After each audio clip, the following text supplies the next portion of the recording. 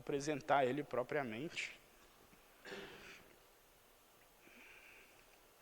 Mário Novello é doutor em Física pela Université de Genève e mestre pelo Centro Brasileiro de Pesquisas Físicas. É pesquisador emérito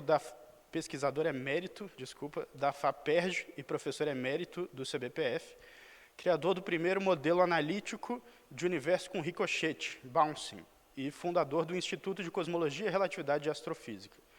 Foi homenageado com diversos prêmios e distinções, como o título de doutor honoris causa pela Universidade de Lyon e o prêmio Jabuti pelo livro Os Cientistas da Minha Formação. Eu queria pedir uma salva de palmas para o professor Mário Novello.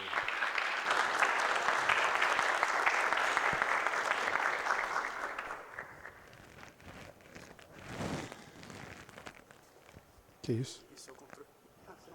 Não, eu posso escrever lá?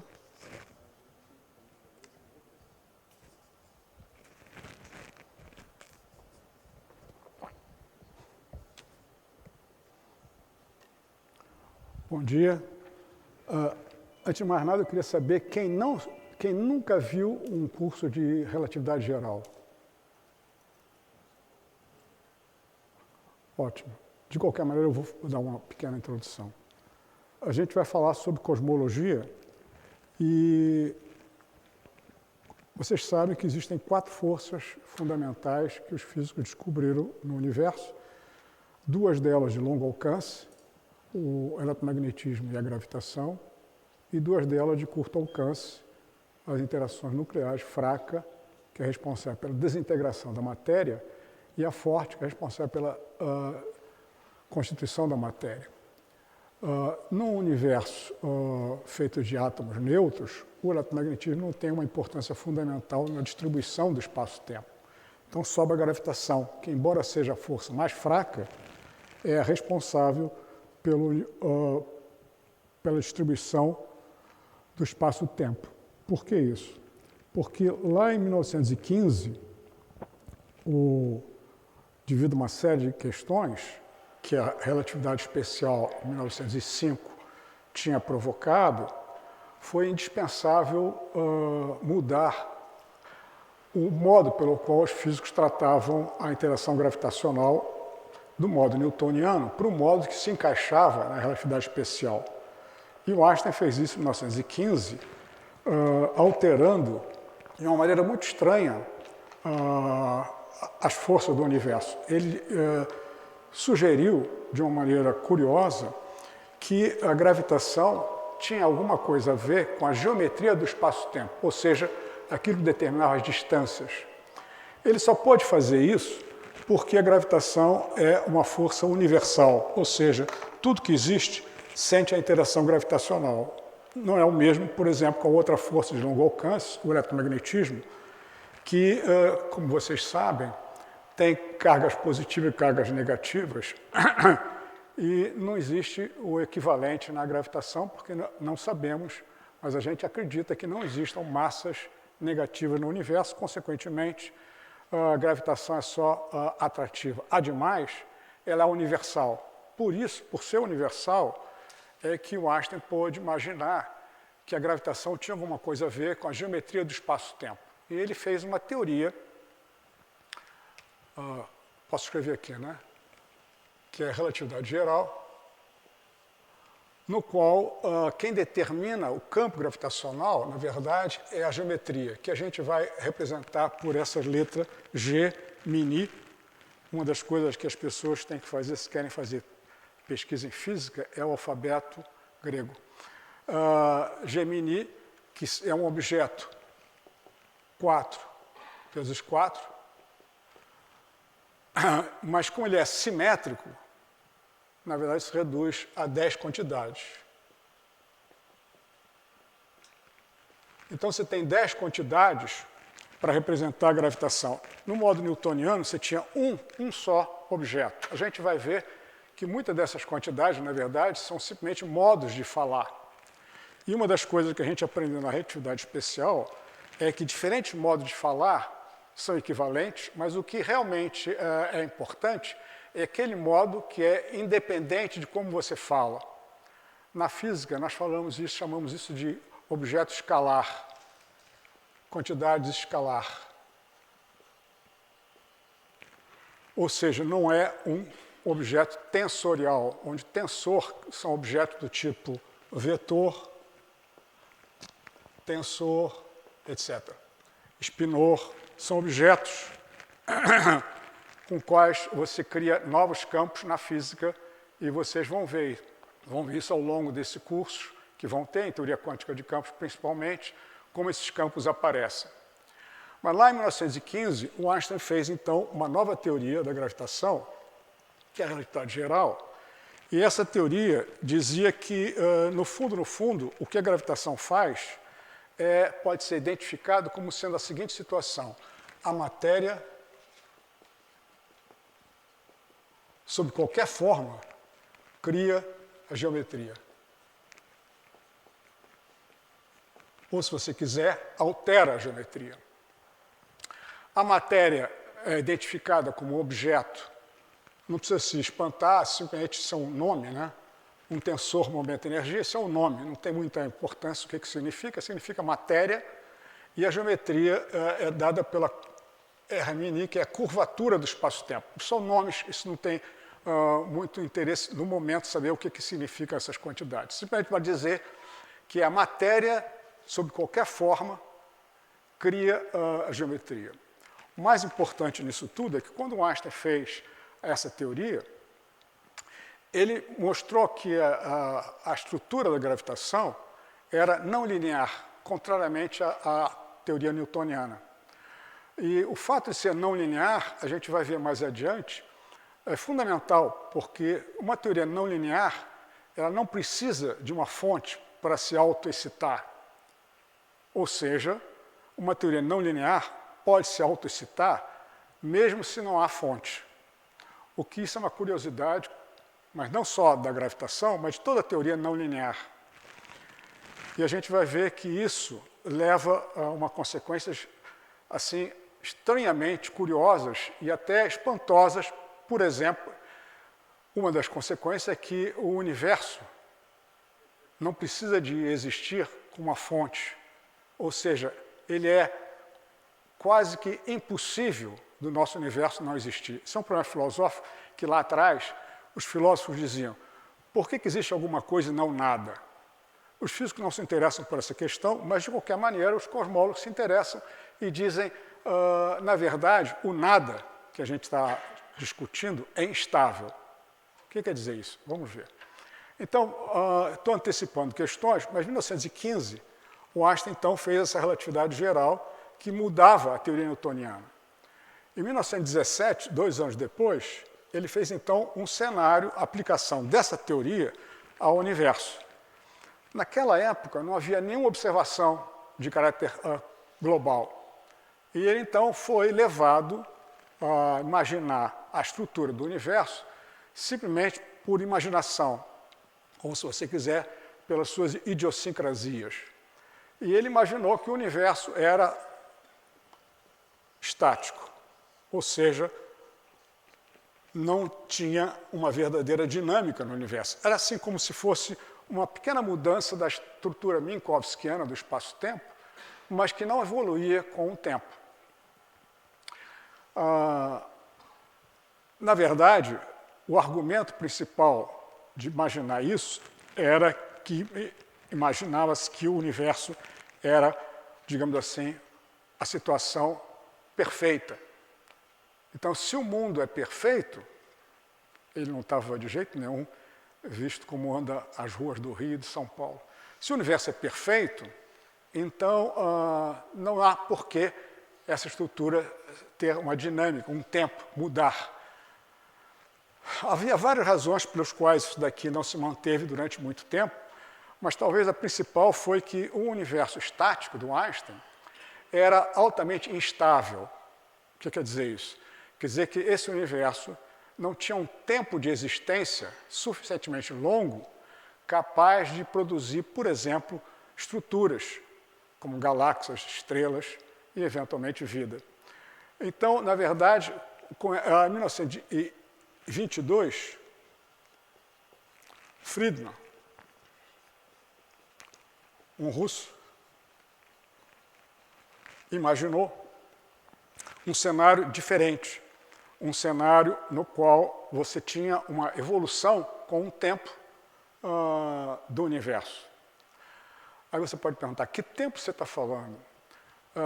Então, não sei se vocês tiveram um curso de geometria diferencial, mas lá no curso de geometria diferencial, na minha época tinha, hoje em dia provavelmente não tem no curso de física. Essa é uma pergunta, vocês têm curso de geometria diferencial na física? Meu Deus. Bom, em suma, lá na geometria diferencial, você aprende que se você tem um espaço a 4 dimensões, a possibilidade de definir um espaço a 3 mais 1, ou seja, um tempo e um espaço, o tempo seria essas camadas, é sempre possível localmente. Ou seja, eu sempre posso definir uma estrutura newtoniana, 3 dimensões de espaço e 1 dimensão de tempo, localmente. Mas se eu posso fazer isso para o universo inteiro, o Gauss era um matemático que estava, na época, lá na Alemanha, um pouquinho acima de Deus. E o Gauss mostrou que, na verdade, você sempre pode isso, mas que depende principalmente da topologia do espaço a 4 dimensões. Só um intervalo, nós vamos ter para a gravitação uma teoria, mas nós não temos uma teoria completa para a topologia ainda. Em suma, Gauss mostrou que é sempre possível fazer isso localmente, mas que globalmente isso é uma hipótese que tanto Einstein quanto Friedmann fizeram. Nessa hipótese, então, você tem um espaço-tempo 3 mais 1, ou seja, 3 dimensões de espaço e um tempo global. E o Friedmann mostrou que esse tempo global é tal, nessa solução, que possui uma estrutura desse tipo. Ou seja, se você chamar aqui o volume e aqui o tempo global, nós estamos aqui, há um tempo finito de nós, existe uma singularidade. Singularidade que significa... Posso escrever aqui também? Alguém sabe disso? Posso escrever aqui? Ou ali? Uma singularidade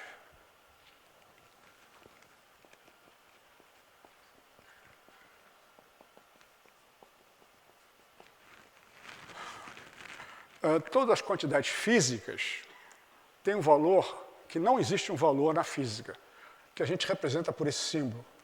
Esse símbolo quer dizer não é físico, porque a física é uma ciência observável. Você faz medidas, e essas medidas feitas pelo homem têm que ser finitas, porque nós somos finitos. Então não existe essa história de você medir uma quantidade. Por isso é que os físicos tinham horror do infinito. Quando você pega o elétron, por exemplo, e se você calcula lá no eletromagnetismo o campo do elétron fabricado por ele mesmo ao longo da sua linha de universo, você descobre que ele é infinito. E é por isso que os físicos levaram algum tempo, ao longo do século XX, para descartar esse infinito. Havia 2 soluções possíveis. Antes de mais nada, essa conversa está boa ou está muito técnica? Algumas pessoas levantaram o dedo, imagino que está razoável. Há 2 soluções para esse problema. Uma clássica, que eu não vou comentar, e uma quântica, que eu também não vou comentar, mas porque não nos interessa aqui. Mas só dizer que os físicos encontraram soluções para resolver o problema da singularidade ao longo da linha de universo do elétron, do campo criado por ele mesmo. Curiosamente, na cosmologia, essa solução do Friedmann, eu vou botar aqui a solução do Friedmann, ninguém precisa ficar horrorizado com isso. Essa é a métrica de Minkowski. Isso, imagino eu, que a maior parte de vocês sabe. A solução do Friedmann é uma coisa parecida. Vamos botar assim. Onde aqui aparece uma função do tempo cósmico, e aqui aparece exatamente a mesma coisa. Ou seja, a solução de Friedmann é muito parecida com a solução de Minkowski, só que na parte espacial existe uma função mostrando que essa parte varia com o tempo. Quando o Friedmann fez essa solução, ele mostrou que existe uma singularidade nesse ponto. Antes de mais nada, uma curiosidade que vale a pena mencionar. Eu ia dizer curiosidade curiosa. Bom, em suma.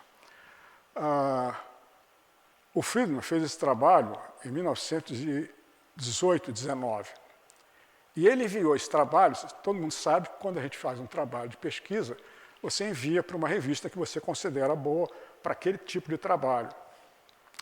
E o Friedmann mandou para a revista que era a boa revista da época, que é o Vorschrift der Physik, uma revista alemã.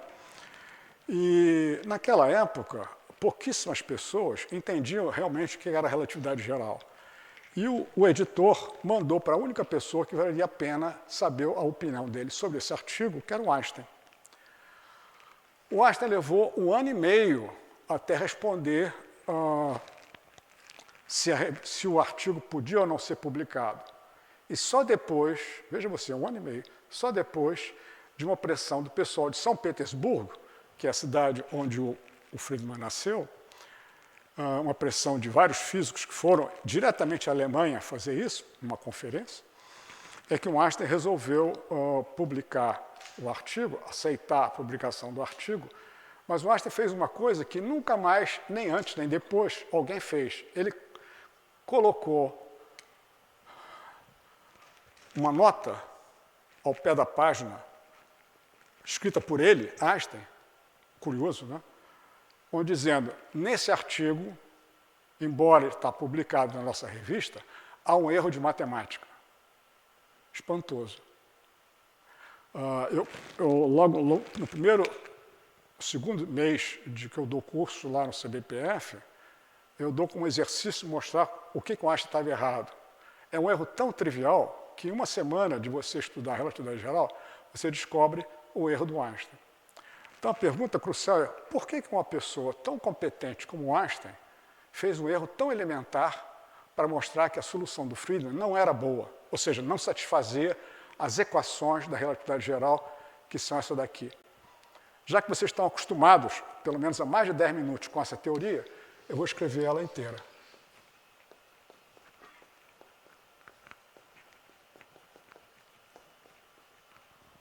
Esse R daqui, isso aqui seria um R. Esse R é o traço. Kappa é uma espécie de constante de Newton. Então, a solução que o Friedmann encontrou para essa função, que descreveria então a variação do volume do espaço, teria uma singularidade que seria, de uma certa maneira, catastrófica para qualquer físico convencional. Nada disso aconteceu com os cosmólogos. Curiosamente, ao longo de todo o século XX, quase até o final, no final quase do século XX, esse cenário cosmológico, e ainda hoje, é considerado o cenário padrão. Por quê? Porque ele realmente tem várias observações que foram feitas, então, ao longo desse tempo, que vale a pena entender essa solução como sendo a representação da nossa geometria do universo. Mas, nos últimos tempos, ou seja, nos últimos 40 ou 50 anos, várias soluções alternativas a essa apareceram. Mas já já a gente vai ver quais são essas soluções. De qualquer maneira, durante muito tempo, as pessoas pensavam que a existência dessa singularidade, por exemplo, como se o A de T fosse uma coisa do tipo T elevado a uma certa potência, digamos. Então, quando T for zero, A de T é zero e esse volume vai para infinito. O volume vai para zero e as quantidades físicas vão para infinito. Por exemplo, a curvatura vai para infinito e etc, etc. Essa solução do Friedmann foi considerada, então, a solução padrão ao longo da história do universo sem que esse problema fosse um problema crucial. Mas as pessoas perguntavam se essa solução do Friedman, com essa singularidade, não era devido à simetria que ele tinha imposto na parte espacial. Você está vendo que a parte espacial é totalmente simétrica, ou seja, não existe, é como se você tivesse um universo com isotropia. O que quer dizer isso? Quer dizer que todas as direções que eu olhar apresentam a mesma característica. E isso era observável, até onde podia se observar em cosmologia. E as pessoas perguntavam, na verdade, a solução do Friedman não é um problema crucial.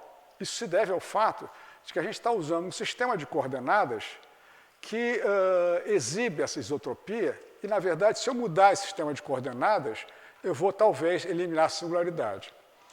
Isso não é verdade, porque a singularidade não é transformada por uma simples transformação de coordenadas. De qualquer maneira, esse problema de que se essa singularidade que aparece na cosmologia é uma singularidade real ou não, só foi, de uma certa maneira, posta em relevo em 1964. Aliás, em 64, aconteceram dois fatos relevantes. No Brasil teve outro fato relevante, desagradável, mas isso é outra história. Dois fatos relevantes foi a existência de uma radiação de fótons, de uma certa maneira, vindo de todo o espaço. E a segunda foram chamados teoremas de singularidade.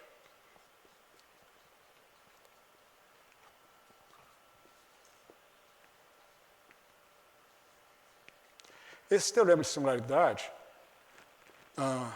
é uma daquelas coisas que, ao mesmo tempo que é muito importante e útil, é extremamente desagradável. E eu explico por quê. Acho que eu posso apagar aqui para não ficar muito longe. Esses teoremas de singularidade queriam mostrar que, sob certas condições, essa existência dessa singularidade, devido à relação entre a matéria e a geometria, era inevitável. Como é que eles fizeram isso? E quem fez isso? Quem fez isso foram os antigos alunos do Sherman, Penrose, Hawking, Ellis, Gerhock. Essas pessoas todas fizeram vários teoremas, e esse teorema dizia o seguinte: sob certas condições, algumas condições bastante simples, a singularidade é inevitável. Que condições são essas? Bom, a primeira, existe a equação R-mini menos o meio de R-G-mini igual a menos kappa T-mini, e T-mini é uma energia positiva definida. A segunda condição é que existe um acoplamento da matéria com a gravitação de tal maneira que você vale o princípio de equivalência local. A terceira e a quarta condição são muito sofisticadas, para a gente se interessar por elas aqui, sobre topologia, essas coisas todas, não interessa. Mas interessa a gente essa segunda condição. Então, o teorema dizia que se essas condições são satisfeitas, então é inevitável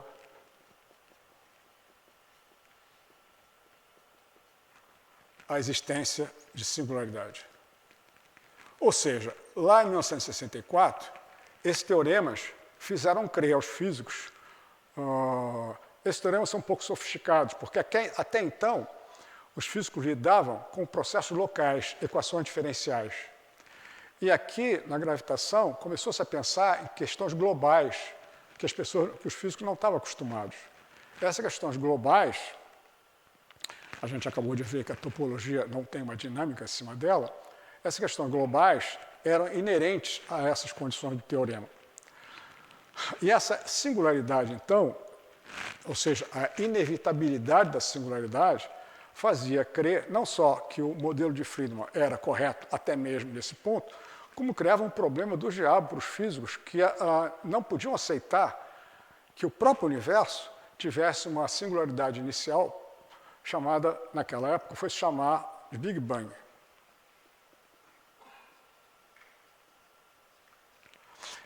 Ou seja, esse Big Bang significaria, nas palavras do Lemaitre, que era um cônego, que botou na moda esse nome, explosão inicial, uma explosão inicial. A pergunta é: o que explode? Mas os físicos não se importaram com isso, de tal maneira que a comunidade de não físicos se apoderou disso, e até hoje você vê nos jornais, na televisão, todas as revistas, que os físicos demonstraram, veja você, que o universo começou com um Big Bang. Se isso fosse verdade, que o universo tivesse realmente começado com esse Big Bang, então o nosso universo não seria racional. Por quê? Porque nós não poderíamos entender a história completa dele, porque nós não conseguimos explicar o que acontece quando nesse ponto singular. Você não sabe o que explode. O que explode? Então, uma das questões cruciais foi, então, imaginar que processos poderiam acontecer que pudessem eliminar essa singularidade. E passou-se, então, nos anos 70, a imaginar modos pelos quais você podia evitar essa singularidade e, no entanto, ainda ter uma estrutura parecida com essa solução geométrica do Friedman. Vocês ainda estão aí ou já desapareceram? Está razoável esse tipo de falar? Blá, blá, blá. Mas vocês podem perguntar, hein, porque me pediram para não falar com equações, essas coisas todas, só blá, blá, blá. Mas, obviamente, e isso é que eu faço, qualquer físico, você não pode falar uma coisa que você não é capaz de demonstrar. Eu digo para meus alunos, nunca diga alguma coisa que você não seja capaz de demonstrar ou que você sabe aonde demonstraram. Por quê? Porque senão você está difundindo uma verdade, entre aspas, que na verdade pode não ser verdadeira. Então, tudo aquilo que você fala, você deve ser capaz de demonstrar. É o que está acontecendo aqui. Então, em princípio, todas essas coisas eu sou capaz de demonstrar ou sei aonde pode demonstrar. Mas, de qualquer maneira, vamos voltar lá, que eu já nem sei mais o que eu estava falando. Mas, em suma, do Big Bang, né? O princípio de equivalência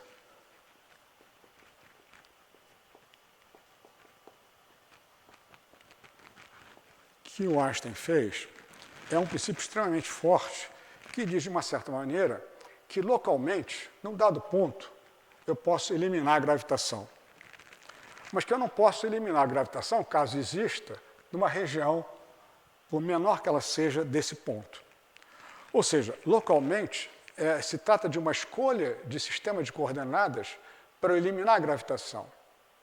Isso significa que a gravitação, dessa maneira, não é determinada por um verdadeiro campo escalar, mas determinada por alguma quantidade, que a gente já viu, que depende do sistema de coordenadas. Mas os objetos observáveis não podem depender de sistema de coordenadas. O princípio de equivalência veio mostrar o seguinte: a física, em qualquer lugar do espaço-tempo, é a mesma. Essa hipótese é uma hipótese muito forte, mas que eu preciso saber quanto tempo eu tenho ainda de restante. Alguém pode me dizer?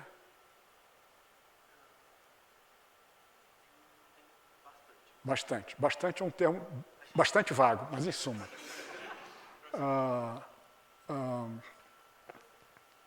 O princípio de equivalência se transformou num gerador de leis da física. O que eu quero dizer com isso? Veja, eu não medi o que acontece com, por exemplo, a desintegração de uma partícula em uma região onde o campo gravitacional é muito forte. Mas eu deduzo da seguinte maneira: ora, a desintegração de uma partícula acontece num dado ponto. Nesse ponto, eu posso eliminar a gravitação. Como? Através desse princípio de equivalência.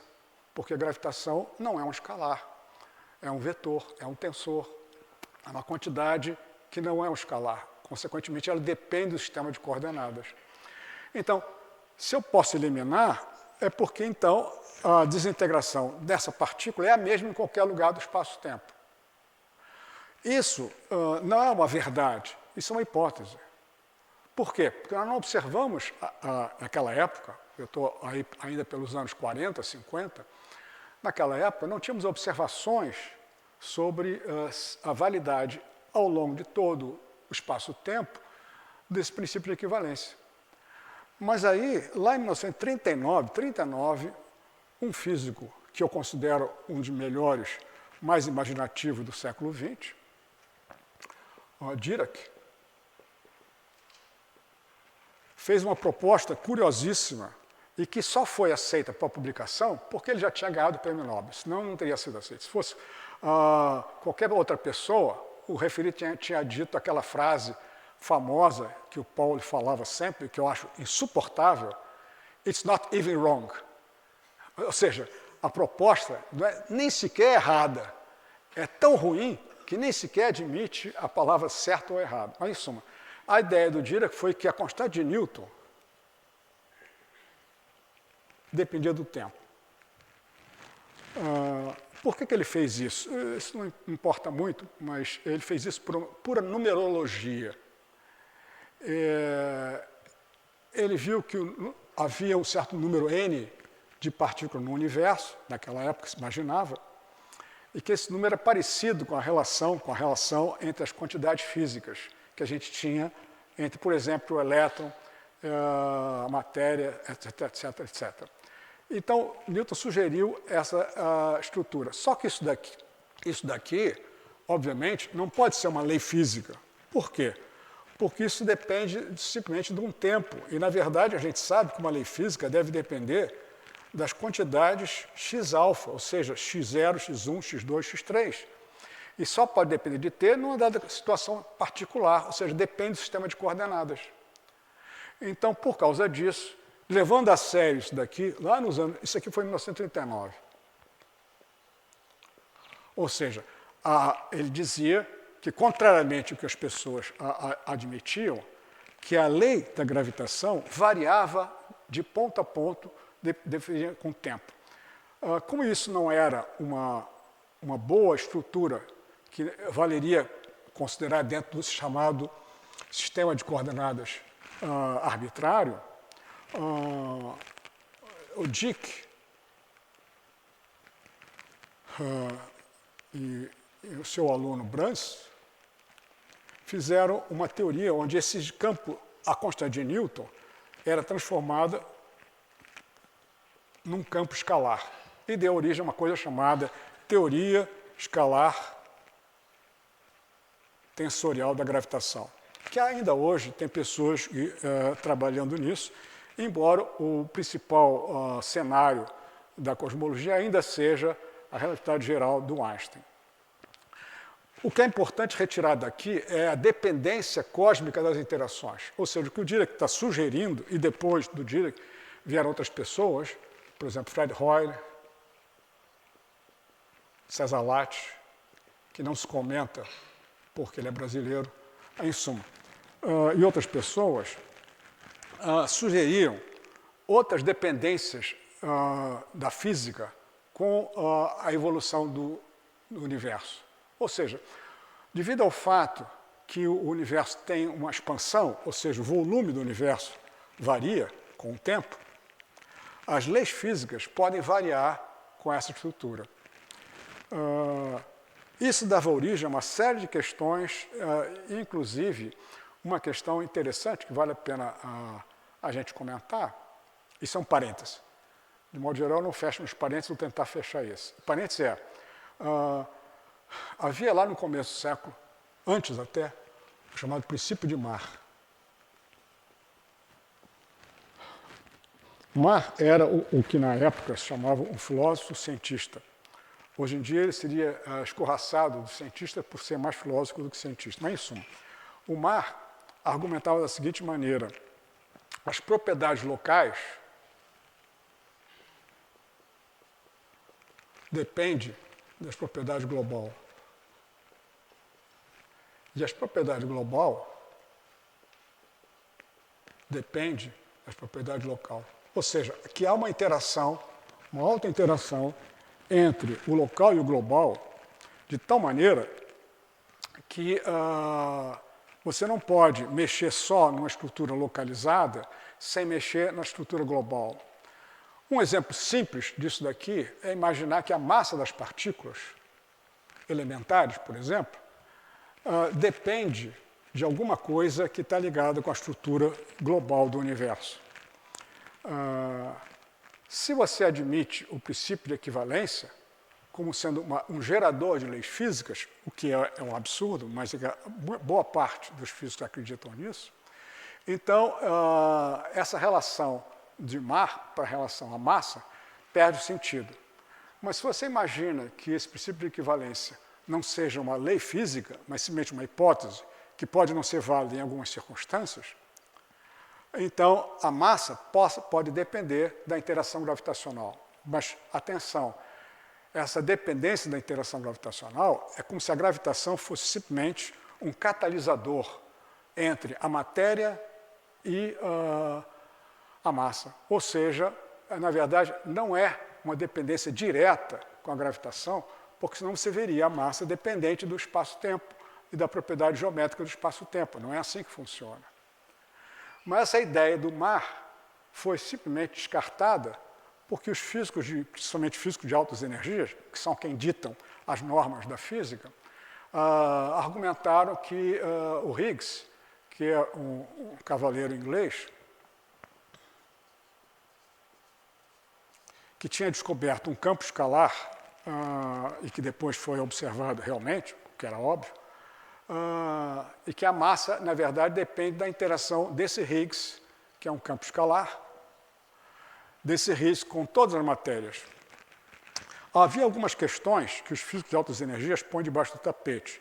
Uma delas é, esse Higgs, para dar massa para as partículas, ele precisa ter massa. Então, a pergunta óbvia, quem dá massa àquele que dá massa? Essa questão foi posta debaixo do tapete porque não é fundamental segundo os físicos de altas energias. No entanto, o princípio de Mach argumenta que esse problema não existe se é a gravitação responsável. E a razão é muito simples. É porque a gravitação não tem, supostamente, não tem uma partícula com massa a distribuir o campo gravitacional. Se a gravitação for quantizada, esse objeto, chamado graviton, o fato de ter um nome não quer dizer que ele exista, mas esse graviton não deve ter massa. Então, esse problema não existe do ponto de vista da questão da massa. Por que eu estou falando nisso? Porque esse sistema daqui faz exatamente o papel de violar o princípio de equivalência. Como é que se viola? Agora eu vou ter que entrar num problema um pouquinho técnico, senão vocês vão dizer o que ele está falando. Só 2 segundos. Pode fechar os olhos se alguém não estiver interessado. O objeto fundamental, na verdade, é um objeto que tem 3 índices, chamado conexão. Esse é o nome que se dá. Que está ligado, é uma dependência, é função da geometria. Tá certo? Esse objeto é o tal objeto que, no princípio de equivalência, pode ser anulado num dado ponto. Então, num dado ponto do espaço-tempo, esse objeto se anula. Segundo o princípio de equivalência. Para que esse objeto entre numa relação que não se anula localmente, eu tenho que fazer com que a dependência da matéria com a gravitação seja através da curvatura. Não através desse objeto, mas através da curvatura. E a curvatura, como é um verdadeiro tensor, ela não pode ser eliminada por um simples sistema de coordenadas. As pessoas que não entenderam nada podem ou perguntar depois ou esquecer isso. Só para dizer que existe um mecanismo pelo qual eu posso violar o princípio de equivalência e dar origem a uma massa, segundo o princípio de Mach, puxando para a gravitação o problema que os físicos de altas energias consideram um problema lá deles, através do Higgs. Tá certo? Isso é só um exemplo local, podemos seguir em frente com a nossa cosmologia. Então, devido ao fato de que queria-se, na verdade, eliminar a singularidade e que essa singularidade tinha que ser eliminada por alguma violação dos teoremas de singularidade, os físicos começaram a imaginar a seguinte situação, que da interação da matéria com a gravitação, apareceria exatamente essa dependência. Ou seja, a interação gravitacional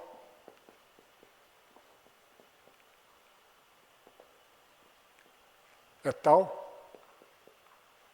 que a matéria interage através da curvatura do espaço-tempo.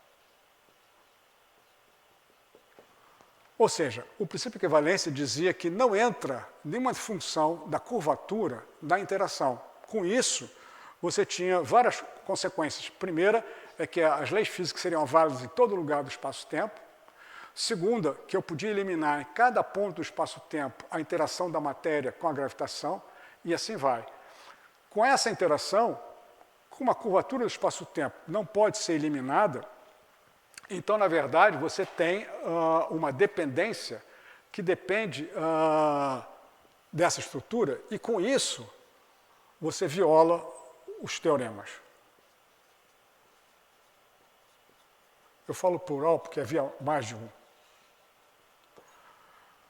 Um exemplo concreto da violação dos teoremas veio quando se imaginou essa interação, e aí então o que aconteceu foi que a singularidade de Friedmann foi transformada por uma coisa desse tipo. Aqui é o volume, aqui é o tempo, ou seja, nós temos hoje em dia uma observação de que o universo expande com o tempo. No cenário de Friedmann, você tinha essa configuração, ou seja, num tempo finito de hoje, nós teríamos uma singularidade. Nesse cenário onde você não tem singularidade, você tem o que chamam de um ricochete, ou em inglês bouncing. Quer dizer o seguinte, o universo teve uma fase colapsante, atingiu um valor mínimo e começou a expandir. Então, o problema que a gente tinha, o que explode, se transformou em dois outros problemas. Mas isso é o que os físicos fazem. Quais são os outros problemas? O que colapsou e por que parou de colapsar? Mas isso os físicos sabem resolver. Ou seja, aquele problema de que aparecia na solução de Friedmann, o que explode, foi transformado em dois outros problemas que os físicos sabem resolver. Só para dar uma ideia do que pode acontecer aqui, a gente pode apelar lá para o mundo quântico.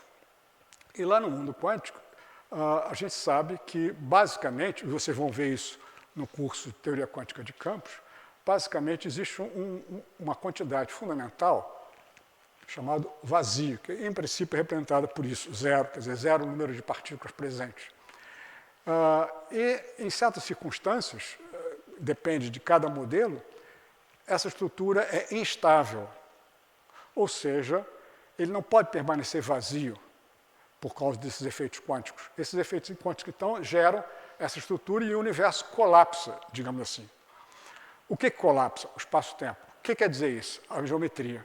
Então, na verdade, você tem uma possibilidade de entender o que acontece aqui. E aqui a história é bem mais simples, porque aqui os acoplamentos não mínimos, ou seja, acoplamentos que violam o princípio de equivalência, os acoplamentos que dependem da curvatura do espaço-tempo, esses mostram como você pode transformar um colapso numa expansão. Ou seja, você tem uma aceleração do universo, que, inclusive, faz parte da estrutura hoje em dia, onde você imagina observacionalmente que existe realmente uma aceleração no universo, dando origem a várias configurações novas, chamada, você já deve ter ouvido falar, energia escura ou coisa parecida.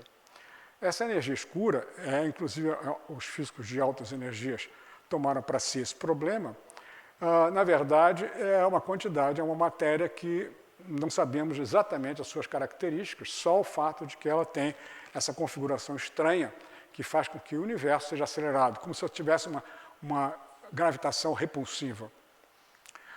Na verdade, a história é um pouco mais sofisticada, porque pode ser simplesmente que essa equação do Einstein que está em algum lugar, essa equação daqui, pode não ser verdade em todo lugar. Se você ler, acho que vale a pena ler, o último discurso do Einstein, em 1954, um pouco antes, ele morreu em 54 ou 55, ele argumenta, com relação ao cenário cosmológico de Friedman, ele argumenta uma coisa curiosa. Veja, foi em 1919, 18, 19, que ele imaginou que o Friedman estava errado. Em 1954, ele discute a singularidade do Friedman como se Friedman fosse realmente uma quantidade, uma solução cosmológica correta.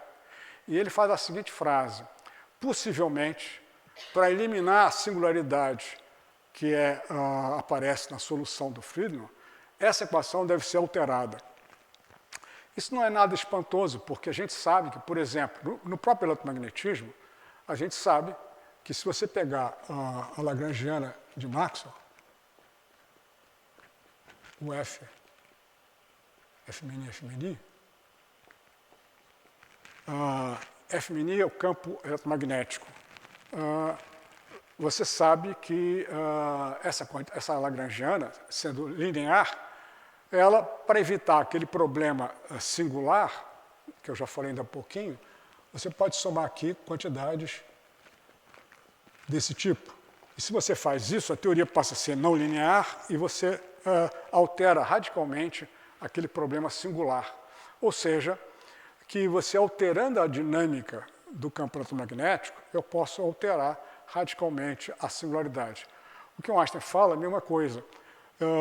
Só que aqui já é a teoria não linear, e o que ele argumenta é que, possivelmente, termos maiores do que a simples curvatura, o quadrado da curvatura, ou coisa parecida, poderiam alterar essa equação e, então, evitar a singularidade. Então, essa é uma questão que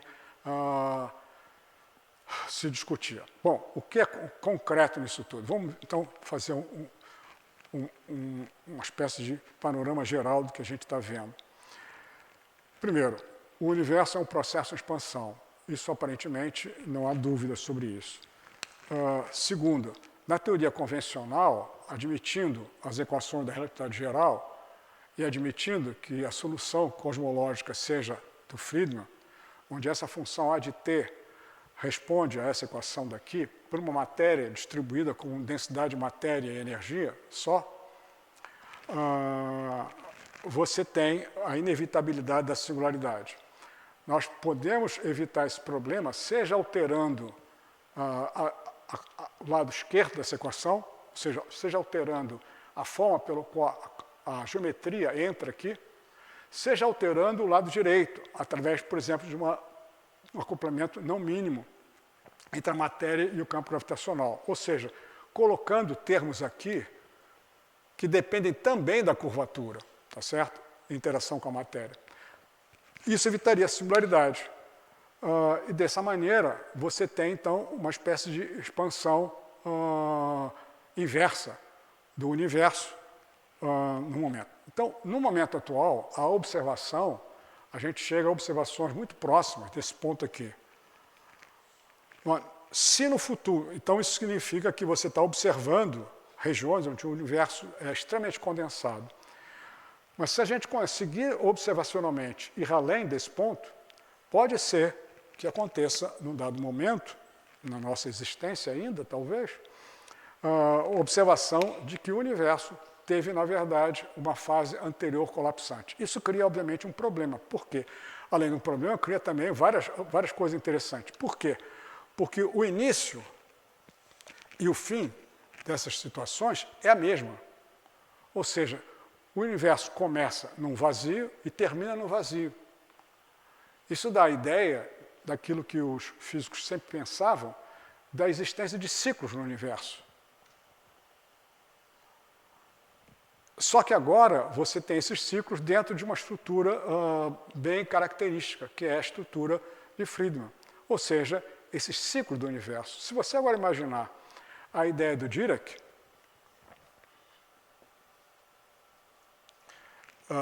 e que essas situações dependeriam a matéria vai variando, as leis da física variam com o espaço-tempo, ou com o tempo, então você tem uma estrutura do universo bastante mais dramática do que a que a gente tem. Hoje em dia, os cosmólogos gostam de dizer, principalmente para a imprensa, que eles, de uma certa maneira, só têm 2 ou 3 pequenos problemas para responder toda a estrutura do universo.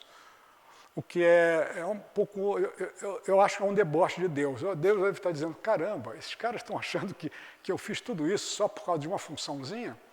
E, na verdade, sem brincadeira agora, a estrutura bem mais sofisticada do que isso seria, na verdade, imaginar que você tem realmente diferentes configurações. Isso leva à ideia de que você elimina totalmente qualquer configuração transcendental, que é o que os físicos sempre deveriam fazer.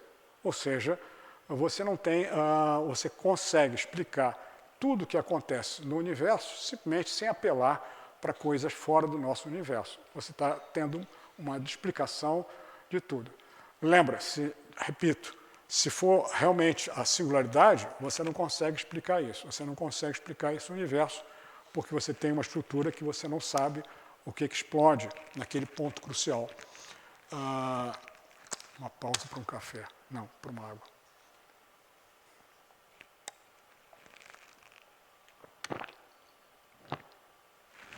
Eu imagino que se eu tivesse sentado aí, eu teria um monte de perguntas a fazer. Então, se alguém quiser fazer logo uma pergunta, ainda tem 25 minutos. Mas era bom, porque eu fazer uma pergunta, nem que seja assim, entre os meus comentários, principalmente ver em que direção as pessoas estão pensando. Então, deixa eu sentar um pouquinho.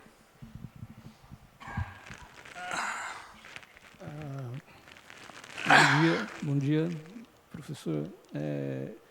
Olhando esse gráfico que o senhor fez a respeito dessa... Parece uma parábola. Eu queria perguntar, será que existe associado a esse tipo de comportamento alguma onda? No sentido de que muito se fala de onda, por exemplo, ondas gravitacionais e tal. E também queria saber, assim, a respeito de qual a ideia de tempo que a gente teria a respeito do lado esquerdo desse gráfico. Você lembra que eu falei do Gauss? O Gauss definiu uma estrutura que você pode fazer com que o teu espaço V4, esse V4 é todo o espaço-tempo, ou seja, é isso, isso e isso. Esse V4. Então, nesse V4, eu faço aquela separação de 3+1. Então, não há nenhuma diferença entre essa região e essa região. A única diferença é que o volume varia diferentemente, só isso. Ou seja, o espaço-tempo, o tempo é exatamente o mesmo, porque eu defini essa estrutura gaussiana. Então, eu sei que aqui está o tempo, em camadas, e ao invés de parar em t igual a 0, eu continuo para trás. Não há diferença nenhuma. Está claro? É ao mesmo tempo. Porque aquela estrutura 3+1 é para o espaço-tempo completo, não é só para a região de expansão.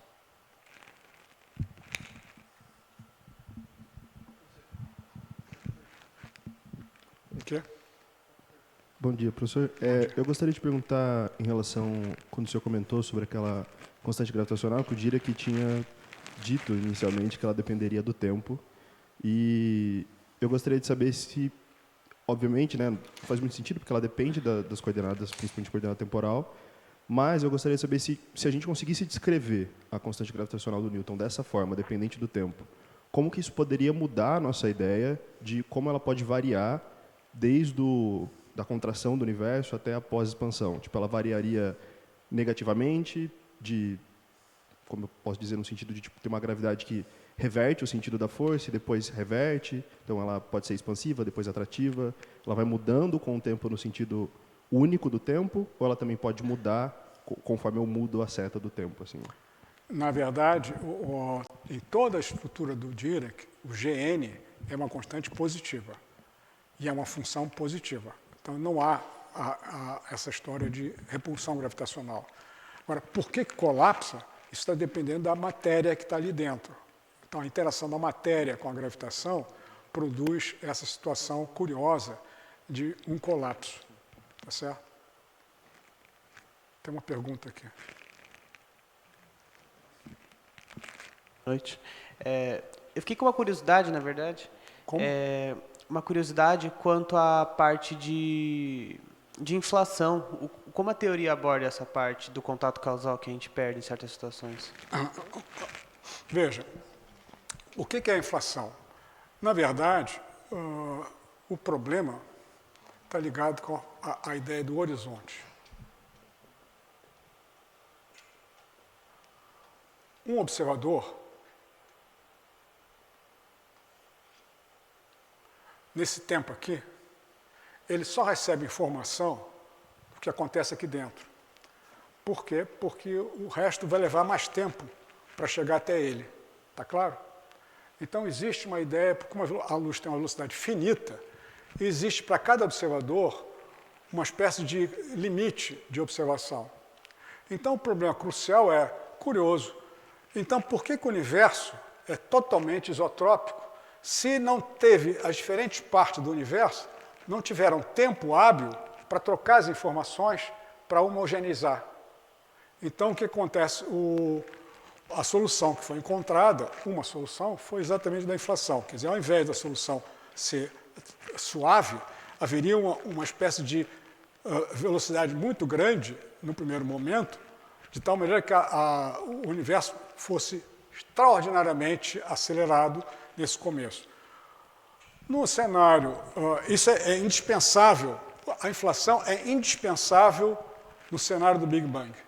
Indispensável, porque senão você não consegue explicar por que o universo é isotrópico, por que o universo é homogêneo isotrópico. Num cenário desse tipo, a inflação pode acontecer, mas não é indispensável. Entende? Quer dizer, na verdade, teve tempo suficiente o universo para interagir entre as suas diferentes partes. Então, você diz, não, mas eu posso mostrar que deve ter havido inflação. Ótimo, não tem problema nenhum. Ou seja, a inflação não entra em contradição com... Agora, por outro lado, ela é indispensável se houver singularidade. Está claro? Obrigado. Professor, eu tenho uma dúvida em relação a essa proposta do Dirac de uma constante variando. Dentro dessa hipótese que a constante gravitacional varia, tem alguma proposta atual de como a gente poderia medir isso dentro desse intervalo de tempo? Porque se a variação existe, ela é muito sutil. Na verdade, veja, essa ideia do Dirac é uma ideia extremamente ingênua, tanto é que ele abandonou essa ideia depois. Mas, se você acredita que a relatividade especial é verdadeira, então não existe a ideia de que uma interação possa depender de uma coordenada que especifica um sistema de coordenadas. Entende? Então, na verdade, o G de Newton deveria depender de x-alfa. E num dado sistema de coordenadas, dependeria do tempo. Ou seja, o que o Dirac estava falando é que a função gravitação, a gravitação constante gravitacional não é uma constante, é uma função. Então, na verdade, você teria que a gravitação se escreveria em função de G-mini, que é o que o Einstein argumenta, e um campo escalar. Então, você teria uma teoria, segundo Dirac, uma teoria correta, escalar tensorial. Então, além do G-mini, da métrica do espaço-tempo, você teria essa função φ, que remonta à ideia simplista do Dirac de que a constante de Newton varia com o tempo. Está claro? Ou seja, na verdade, o que você deveria olhar não é o Gn de t, é essa função. Essa função que seria observável. E realmente tem pessoas que estão trabalhando nisso, imaginando que haja um processo em que você tem uma outra função, φ, para descrever o campo gravitacional. Mas não há evidências observacionais concretas de que a gente deva realmente aceitar essa teoria, embora não haja também uma demonstração completa de que ela está eliminada. Por quê? Porque o espectro onde ela poderia atuar é muito pequeno. Então você teria uma correção muito pequena, não observável em certas circunstâncias. Então você não pode dizer ainda. Então por isso que a maior parte das pessoas argumenta que isso daqui, na verdade, já foi eliminado, embora não tenha sido estritamente eliminado. Está claro? Você quer continuar com as perguntas? Não, vamos continuar com... Você tem aí o meu roteiro? Porque eu não me lembro mais do que eu fiquei de falar. Tem roteiro aí? Tudo bem, coloque então aí o roteiro para eu ver o que... Você tem? Ah, não tem? Tinha um papelzinho que eu mandei para vocês. Sim, tá com a gente aqui. Peraí, deixa eu te mostrar aí.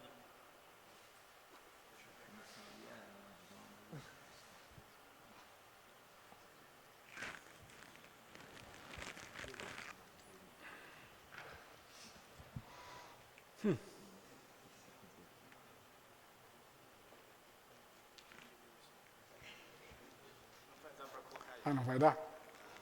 Mas aqui eu também...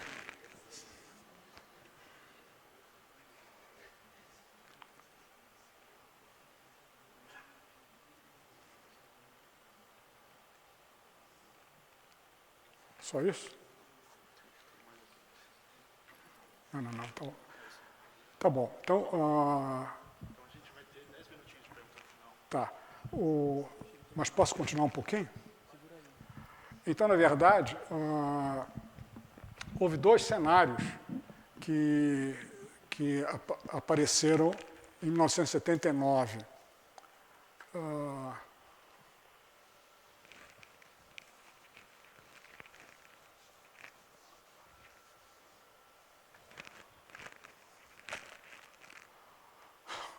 Havia dois cenários. Um cenário onde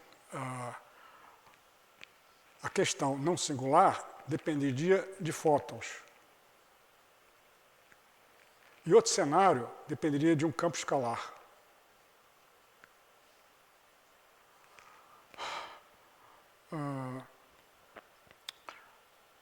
Os fótons foi um cenário de interação dos fótons com o campo gravitacional diferente do princípio de equivalência. Esse foi feito por dois brasileiros, por mim e pelo Salim, em 1979. E o campo escalar foi feito pelo Melnikov e Orlov, dois russos, em 1979 também. Em 1983, se eu não estou enganado, pode ter sido 82, pode ter sido 84, tanto faz. Eu dei uma palestra na USP. Isso aqui não é USP não, né? Tá. Eu dei uma palestra na USP. E os físicos da USP me jogaram bolinhas de papel, ou peixes, ou qualquer coisa, porque achavam absurdo, em 1983, alguém falar sobre um modelo cosmológico que não fosse o Big Bang. E aí então, desde então, eu comecei a ver que era necessário mostrar, principalmente para os jovens, que aquilo que é padrão na física não é um dogma.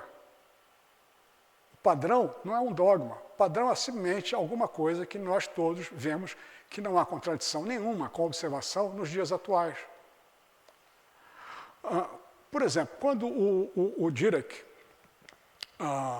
e na verdade não foi o Dirac, foi o Pauli. Essa partícula neutrino não existia naquela época, 1930, por aí assim. Então, o nêutron se desintegrava em próton, elétron e alguma coisa. Você sabe que o nêutron faz parte, você sabe que as famílias das partículas elementares são bárions e leptons. Tem outros também, mas esses são bárions.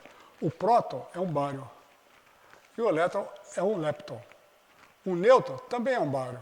Então, você vê essa equação, sem esse neutrino, teria um bárion desintegrando em um bárion e um lepton. Então, aparece um lepton aí de uma maneira esquisita. Então, haveria uma violação. Mas mais grave do que isso, essa desintegração não podia existir sem uma partícula, que seria um neutrino, por exemplo, para carregar a energia que estava faltando nessa desintegração. Isso foi observado. Então, o Pauli sugeriu a existência dessa partícula, que levou mais de 20 anos para ser descoberta de verdade. Mas, nesses 20 anos, os físicos, ninguém duvidava que deveria haver essa partícula, embora ela tenha levado 20 anos sem ser observada.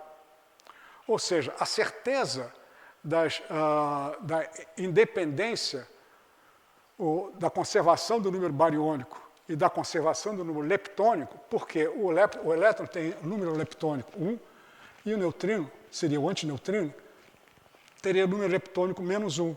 Então você teria que um próton, um nêutron, que é um bárion, daria um bárion, ok, e um elétron e um antielétron.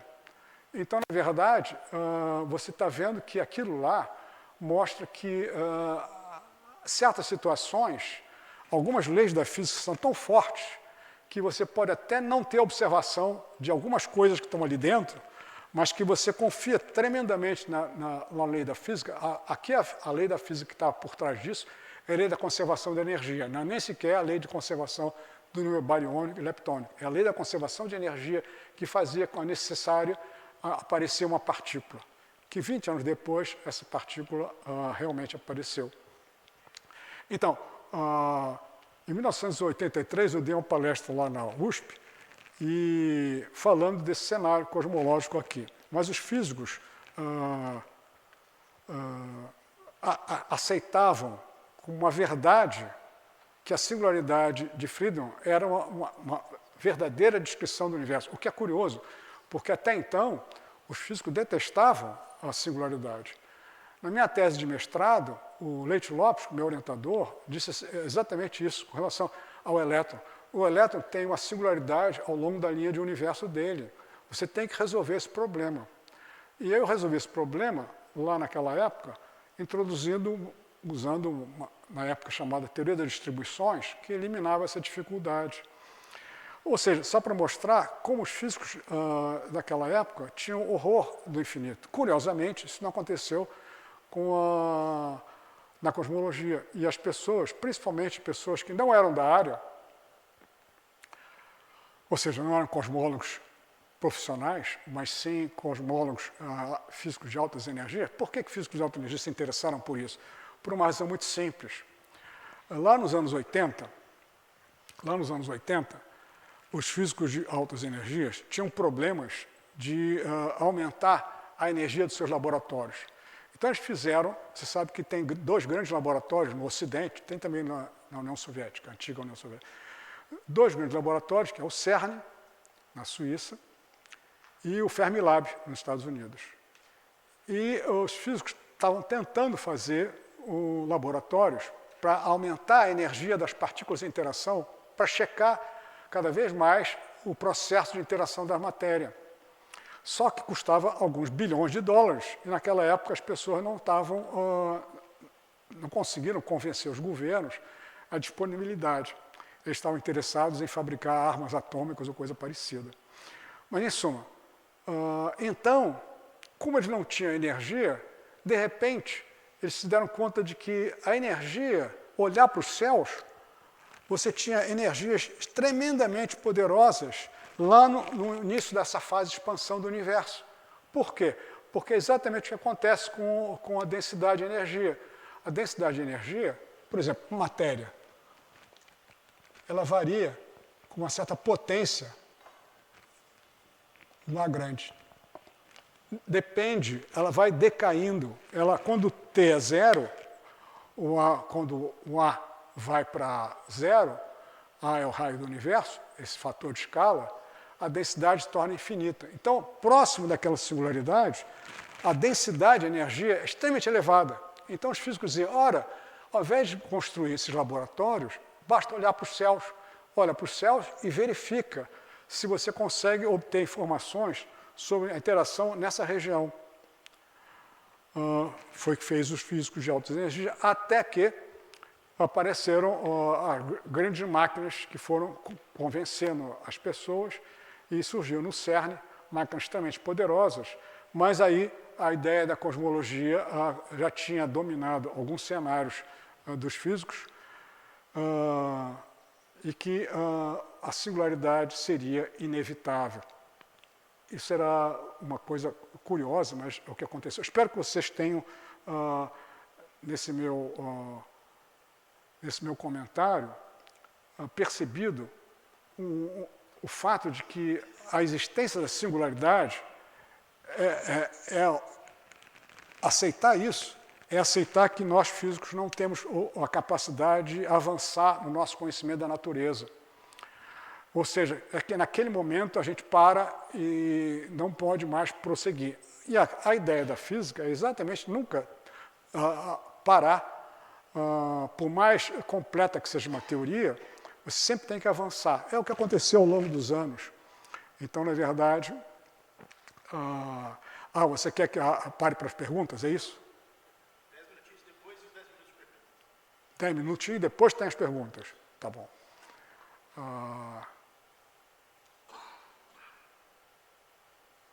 Requer um esforço físico violento. Tudo bem.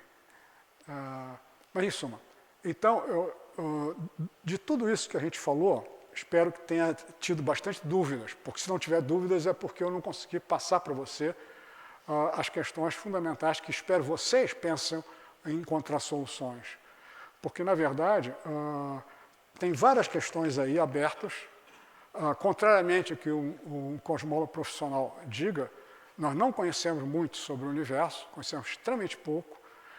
E, contrariamente ao que os físicos de alta energia digam, nós não conhecemos a origem da massa através do Higgs, só porque observamos o Higgs. E, na verdade, todas essas questões podem admitir tremendamente críticas, que eu espero que vocês tenham conseguido acompanhar esse meu modo de entender as coisas. De qualquer maneira, para não dizer que nós não temos algumas certezas, nós temos uma certeza. Por exemplo, o universo é um processo dinâmico. Isso é uma certeza que eu acho que ninguém duvida disso. Segunda, a teoria da relatividade geral, a teoria da gravitação, basicamente é essa, é verdade. Tem correções? Tem correções, mas esse é o básico, ou seja, as correções são de ordem pequena. Mas como nós estamos entrando em observações cada vez mais detalhadas, essas correções pequenas, assim como aconteceu no eletromagnetismo, podem também funcionar. Só um comentário.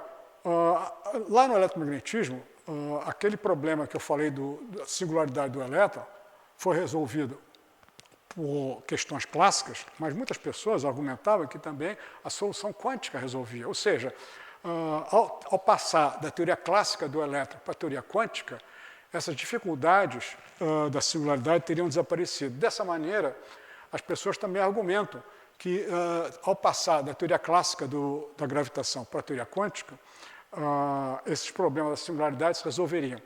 Em parte, isso está correto, só que nós ainda não temos uma boa teoria quântica da gravitação, e eu espero que os cursos que vocês vão assistir, os professores comentem sobre isso, embora haja várias propostas de quantização da gravitação. Muitas pessoas até acreditam que não seja necessário quantizar a gravitação. Outras pessoas argumentam que a própria estrutura espaço-tempo admite uma pré-estrutura, mas isso ainda são especulações, como especulações são, por exemplo, multiverso, essas coisas todas. São coisas que a gente pode imaginar, mas que são, na verdade, utopias. Mas, só para dar um exemplo, alguém perguntou sobre o tempo. Só para dar um exemplo contra isso que eu falei, em 1949, eu dei para vocês aqui, mandei para vocês um texto sobre Kurt Gödel. Não sei se vocês tiveram. O Gödel fez uma solução cosmológica muito desagradável. Por quê? Porque ele é exatamente contra essa ideia de existência de um tempo global cósmico, como alguém perguntou. No tempo do Gödel não existe isso, porque no tempo do Gödel, essa geometria do Gödel, que satisfaz essa equação daqui, direitinho, ela tem uma característica do diabo, que é a seguinte: você tem curvas do tipo tempo fechada. O que quer dizer isso? Um observador, em cada momento, ele está andando por dentro do cônico. Você sabe que na relatividade especial, um observador anda sempre dentro do seu cônico de luz. Ou seja, aqui está o cônico de luz e ele está andando sempre dentro porque ele é um vetor do tipo tempo. Está claro isso? 2 pessoas disseram sim, isso aí já é bom. Então, na verdade, em cada ponto, eu estou dentro da relatividade especial, estou andando, mas como a curva é dentro de uma dada geometria, que o Gödel mostrou, ela se fecha. Olha que coisa esquisita. Então, é como se você tivesse a possibilidade de andar 2 vezes no mesmo espaço-tempo, no mesmo ponto do espaço-tempo, não é do ponto-espaço, no mesmo ponto do espaço-tempo. Passo 2 vezes por esse ponto aqui do espaço-tempo. Isso cria, obviamente, um problema de saber se eu posso influenciar meu passado, um problema que os filósofos sempre tiveram lá atrás. Mas aqui a gente resolve esse problema de outra maneira. E a razão é muito simples, não é simples, mas é uma razão de que, na verdade, como eu falei ainda há pouco, há uma relação entre local e global.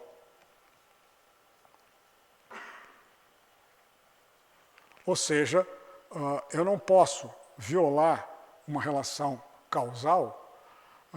Aqui eu estou violando a relação causal globalmente. Por quê? Porque eu estou passando 2 vezes pelo mesmo ponto do espaço-tempo.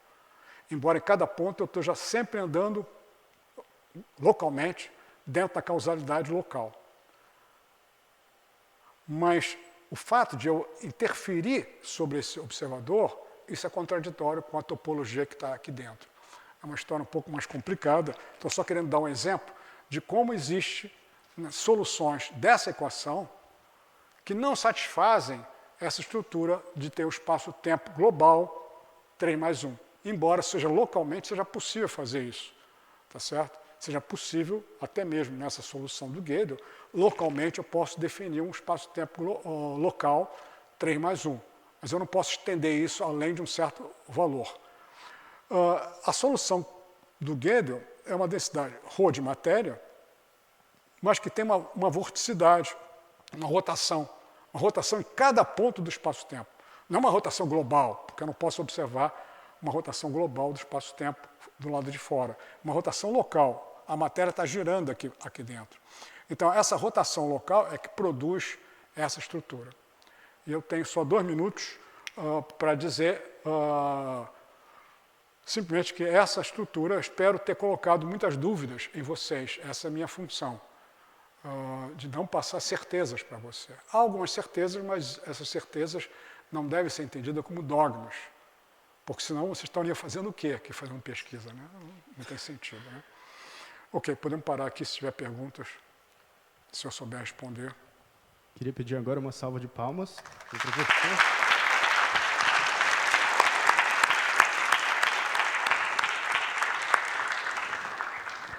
E abrir um tempo para as perguntas. Bom dia, professor. Muito obrigado pela apresentação. Eu tenho 2 perguntas. A primeira delas é, bom, pelo menos no cenário da inflação, ele é capaz de predizer, né, por meio das flutuações quânticas do inflaton, o espectro de potências da radiação cósmica de fundo, a CMB. Esse cenário que o senhor descreveu de bouncing cosmology, ele é capaz de produzir alguma consequência observacional semelhante? Veja, dentro se lembra que eu falei CMB? que não há contradição entre uma coisa e outra? Me Se você lembro, acredita sim. na inflação, se você diz que a inflação faz exatamente aquilo que você quer, não tem problema nenhum de você ter ou não ter um bouncing. A inflação pode ter existido, pode resolver o problema que você está colocando. Não é indispensável, mas pode. Entendi, tudo bem. Imaginei que fosse uma coisa desse tipo. A próxima pergunta eu acho que é mais interessante. Pelo menos no modelo padrão cosmológico, a gente verifica a existência de energia escura. E no paradigma atual, a energia escura é modelada como uma constante cosmológica. Imaginando um universo que evolui para trás no tempo, em algum momento essa constante cosmológica devia dominar a expansão, igual acontece hoje em dia. E a consequência é que ele infla para sempre, né? Infla não, ele continua no período de dominação de energia escura para sempre. Mas eu imagino, pelo menos, que para o universo colapsar, alguma coisa deve ter acontecido para que a energia escura não tenha dominado no infinito passado. Não sei se essa pergunta faz muito sentido, né? Mas o que o senhor teria a dizer a respeito disso?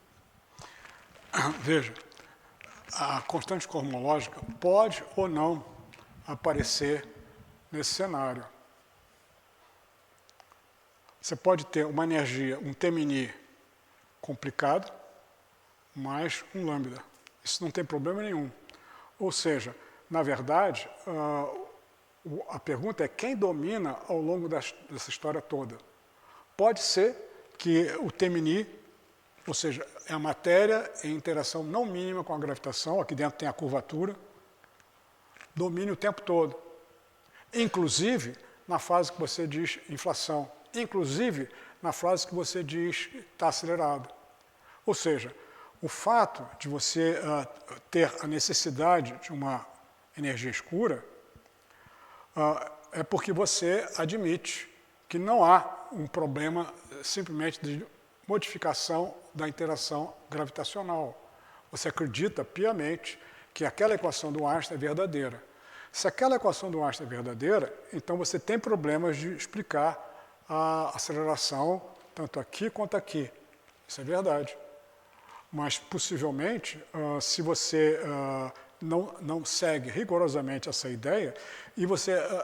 veja, se diz, inclusive, nos jornais, nas revistas, que a gente não conhece a maior parte da matéria do universo.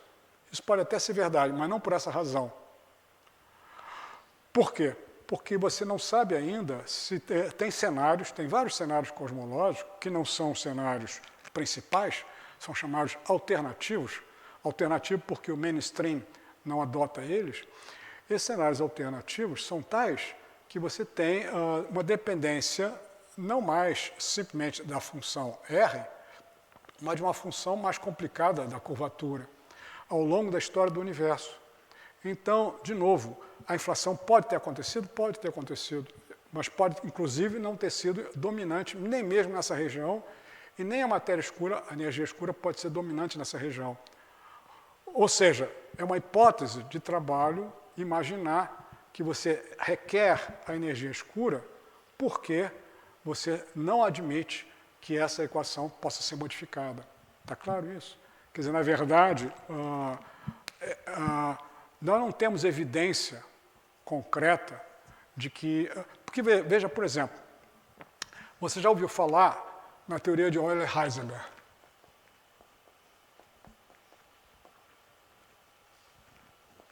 Do eletromagnetismo, que faz introduzir esse F ao quadrado. Lá no eletromagnetismo, esse F ao quadrado vem com uma consequência do mundo quântico. Ou seja, a teoria clássica é F, lembra que o F é F mini. A teoria clássica é o F, e Euler e Heisenberg mostraram que se você leva em conta, e provavelmente vocês vão ter isso no curso de teoria quântica de campos, leva em conta o processo quântico, você é obrigado a introduzir termos maiores do que F na tua lagrangiana. Entende? Então, esse tipo de modificação levaria... porque a lagrangiana do Einstein também R, é parecida com aquele F. Então, você imaginaria que você tem mais R ao quadrado, mais, etc., com constantes aqui. Tá certo? Essa constante tem que ter dimensão, porque o R tem dimensão de comprimento a -2, lembre disso. Então, na verdade, essas funções alterariam radicalmente a estrutura. Só quando eu esqueço tudo isso é que eu posso começar a falar de energia escura, de inflação, necessidade disso tudo, tá bom? Muito obrigado.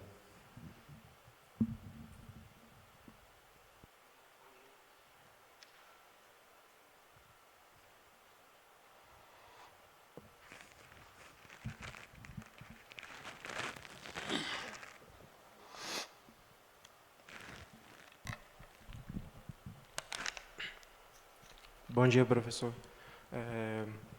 Obrigado pela apresentação. Eu gostaria de fazer uma pergunta sobre a parte da contração do universo. que tipo de relíquia ou Que tipo evidência, relíquia do universo, alguma evidência a gente esperaria da parte que o universo está contraindo para mostrar que seria... Não entendi. Que tipo de?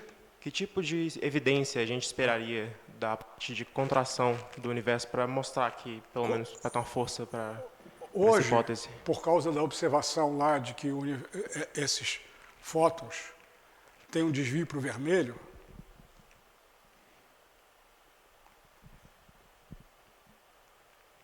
e você vai ver isso na teoria lá, a quântica, o que quer dizer exatamente isso, então você teria o desvio oposto do vermelho. Então, você, ao invés de ter um desvio para o vermelho, teria um desvio para outra azul, por exemplo. Então, na verdade, se você observasse alguma coisa que vinha lá do universo e que, ao invés do desvio para o vermelho, tivesse uma outra configuração, por exemplo, então você teria uma evidência observacional. Nós estamos longe ainda, aparentemente, de observar isso. Mas a gente não sabe, né? Porque cada vez a tecnologia avança mais rápido do que a gente pode imaginar. Então seria uma descoberta realmente fantástica de que nosso universo teve um processo de colapso. Por um lado, mas veja, a situação é desagradável, porque você nunca pode dizer que você chegou naquele ponto singular. Então, sempre você imaginaria que mais adiante nós teríamos isso. O problema é um problema formal. Nós não podemos conviver com uma singularidade. Os físicos que convivem com uma singularidade são aqueles que convivem, por exemplo, com uma ditadura. É a mesma coisa. Obrigado. Professor, Deixa eu só dizer uma coisa. Daqui a um pouquinho, vamos parar com as perguntas, porque o rapaz aqui está muito cansado. Tá bom. Obrigado pela palestra, professor. Eu vi essa sua palestra quando estava no segundo período da faculdade, eu não entendi nada. E agora, no final do mestrado, acho que eu entendi alguma coisa. Então... A próxima vez você vai entender muito mais do que eu. A cada vez eu vou entender alguma coisa a mais. A minha pergunta A próxima vez você vai dar a palestra e eu vou assistir. Essa que é a ideia, porque, na verdade, se o aluno não ultrapassa o professor, como dizia um antigo professor meu, um dos dois fez alguma coisa errada. É justo. A pergunta é a seguinte, eu concordo ali com o que você falou, de que aceitar a singularidade é aceitar a ditadura, mas quando você pensa, por exemplo, nos dois casos, o caso do Gödel, do universo meio cíclico, e do caso do Ricochet, existe alguma forma de você saber se é decidível se o universo é de um tipo ou outro? Ou você não tem como, não existe um teorema, alguma coisa assim que te diga que existe certa coisa que você precisa demonstrar para dizer que você está em um regime ou outro? Ou, na verdade, é indecidível, você não tem como saber nunca se é um regime ou outro? A pergunta que se faz é a seguinte. Na biologia, a gente sabe que tudo aquilo que não é proibido de acontecer na natureza, acontece. Essa regra da biologia, se a gente aplicar a física à natureza, então você vê, não há nada que proíba, dentro das teorias convencionais, tanto um quanto o outro. Mas, mais do que isso, você não pode dizer só através da observação. Por exemplo, o universo de Gödel exige que você tenha uma configuração estática e com vorticidade. Vorticidade você vê em alguma situação no universo, mas estática não.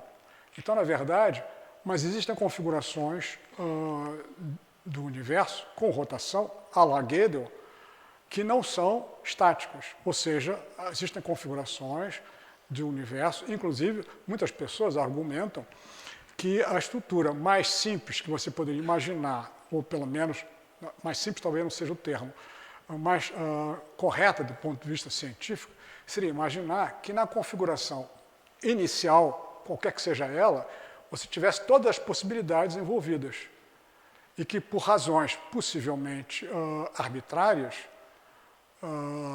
acontece. Existe uma coisa chamada bifurcação, não sei se você já ouviu falar. Bifurcação,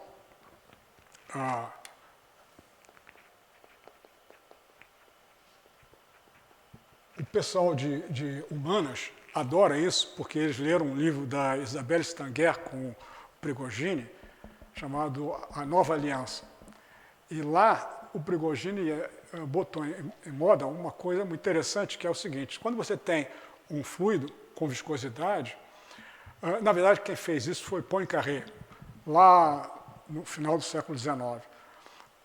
Há teorias não lineares, onde você tem situações onde você tem um parâmetro livre, e esse parâmetro livre, por exemplo, pode ser P igual a lambda ρ, pode ser a relação da termodinâmica, T para uma função de um parâmetro que, uma coisa parecida, de tal maneira que você, seguindo deterministicamente a tua evolução, chega um ponto que você não sabe qual caminho vai seguir o teu sistema dinâmico. Isso acontece em sistemas dinâmicos não lineares que tem um parâmetro livre.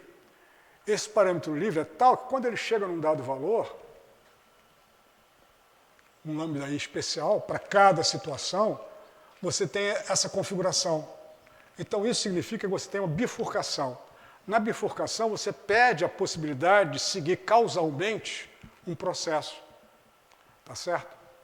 Então, na verdade, se você admite essa estrutura que os físicos encontraram, se o universo tiver uma bifurcação, quer dizer, o Prigogine falou de uma bifurcação em termos de quantidades da química, laboratórios terrestres em química.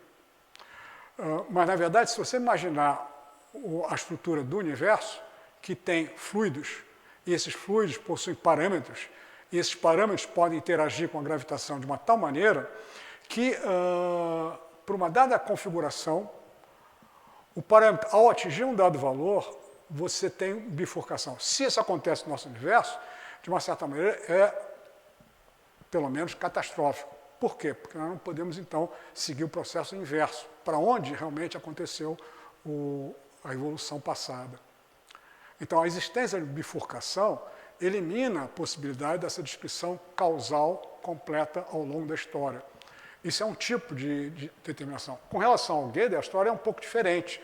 Com relação ao Gödel, eu tenho causalidade local, mas não tenho causalidade global. Mas o Gödel pode ser alterado.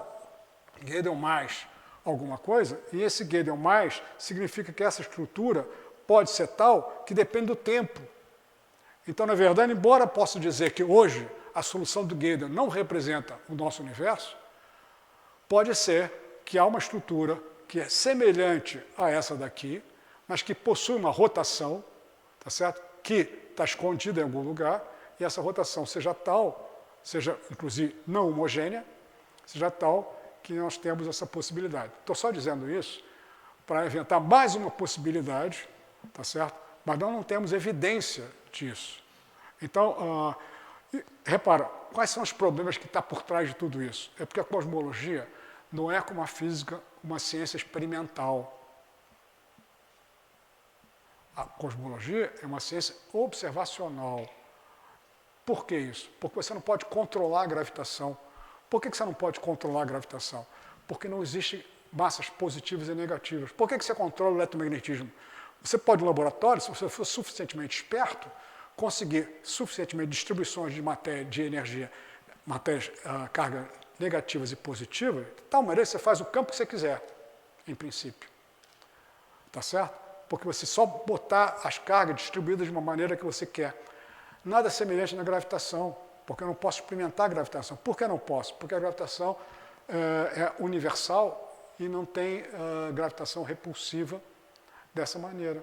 Então eu não posso experimentar. Então a cosmologia não é uma ciência experimental, é uma ciência observacional. A gente observa o universo, mas não controla as galáxias, não controla essa distribuição. Então isso faz por isso é que aparece essa dificuldade. Por isso é que até os anos 50, 60, os físicos sempre achavam a cosmologia como sendo uma coisa mais ligada à filosofia, como se isso fosse uma coisa pejorativa, o que é um absurdo, né? Eu, uma vez, coloquei, disse, você faz a filosofia. Eu digo, poxa, você agora trouxe para mim uma grandiosidade maravilhosa. Fiquei super contente, porque eu acredito que a filosofia seja um estágio superior à ciência. Há pessoas que não gostam disso, mas, na verdade, dentro do espírito científico, essa situação. A cosmologia é uma ciência observacional. Então, por isso, ela cria dificuldades, às vezes até dificuldade de princípio. Mas a gente conseguiu, de uma certa maneira, entender muita coisa do universo, não esqueça isso. Já estou só falando das coisas que estão além, né? Entende? Quer dizer, não é inútil fazer cosmologia, ao contrário. É exatamente um território rico para quem quer a imaginação ligada às observações. Obrigado. Professor, vocês têm uma última pergunta e aí a gente fecha. Oi, professor. Onde? Aqui. Oi. Desculpa, eu não vi o começo da palestra, então eu pediria, por favor, se você pudesse repetir. Como não aceitar a singularidade explicaria problemas como, por exemplo, a radiação cósmica de fundo ou a homogeneidade ou isotropia ou a baixa curvatura do universo? Na verdade, o ponto crucial... Cadê? O ponto crucial é isso daqui. Por que você tem um universo que é isotrópico, mas que um observador só vê um pedaço desse universo? Então, na verdade, você não consegue entender por que o universo é tão isotrópico. Por isso, você é obrigado a imaginar que a estrutura do universo, e aí é uma inevitabilidade, da inflação, se você tem uma singularidade. Ou seja, a inflação é quase que inevitável se você tem um modelo cosmológico exatamente tipo Friedmann. Mas se você não tem esse modelo cosmológico tipo Friedmann, esse problema pode ser eliminado. Pode. Não significa que seja eliminado. Pode ser eliminado. Por quê? Porque você tem tempo suficiente para que diferentes partes do universo possam entrar em comunicação. Isso leva a gente a imaginar até mesmo uma situação, por exemplo, vamos supor que o universo teve um começo aqui, e vamos supor que o universo teve um fim aqui. Ou seja, o universo começa, é um modelo cosmológico, existe isso. Você tem uma singularidade, expande, colapsa e tem um fim. Nesse caso, um observador que está aqui nunca vai saber o que acontece em todo o universo. Por quê? Porque mesmo que ele vá até o final desse universo, ele só pega do universo uma parte. Ele só pode observar essa parte. Então, o que acontece aqui, ele nunca vai saber. Então, isso é um exemplo típico de que você tem, ao ter horizontes nesse cenário, e você tem um limite, que é esse limite da singularidade, você tem processos que você não só consegue entender, nem sequer observacionalmente, nem sequer teoricamente. Então, esse tipo de situação desaparece se você não tem mais esse começo singular e possivelmente nem esse fim singular. Ou seja, o modelo cosmológico não singular, com Bouncing, ele resolve esse problema. Se você diz, mas eu tenho evidência observacional da inflação. Maravilha, a gente já falou isso ainda há pouquinho com o rapaz que falou ali. Isso não contradiz. Quer dizer, na verdade, o modelo com Bouncing pode ter ou não pode ter inflação. Ele não requer, mas pode ter inflação. Se a inflação é um processo físico, não tem razão para não ter. A inflação não está lá só para resolver o problema nosso da isotropia. Está lá por razões físicas. E essas razões físicas podem continuar existindo aqui. Não tem mistério nenhum. Então, na verdade, a inflação não contradiz o modelo cosmológico com Bouncing, nem vice-versa. Há várias outras questões que você podia imaginar. Por exemplo, o que acontece com a entropia ao longo desse universo? Os modelos cosmológicos que estão discutidos, a entropia é constante. Porque se não fosse, você teria uma entropia também infinita, então você trocaria a singularidade da curvatura pela singularidade da entropia. E uma porção de questões que aparecem porque quando você tem um modelo cosmológico não singular. Por outro lado, uma série de questões que desaparecem, essa é uma delas. Obrigado. Ok. Agora eu vou pedir mais uma salva de palmas. Espera aí um minutinho só. Eu acho que eu trouxe aqui umas coisas. Acho que eu não trouxe. Mas... deixa eu ver se eu trouxe.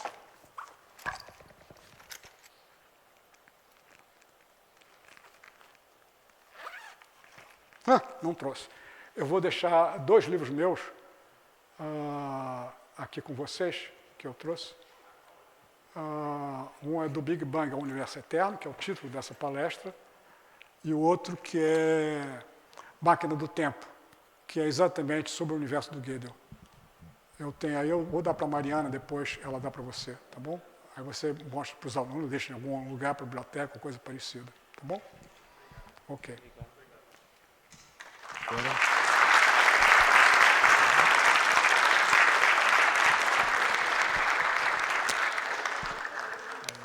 O coffee break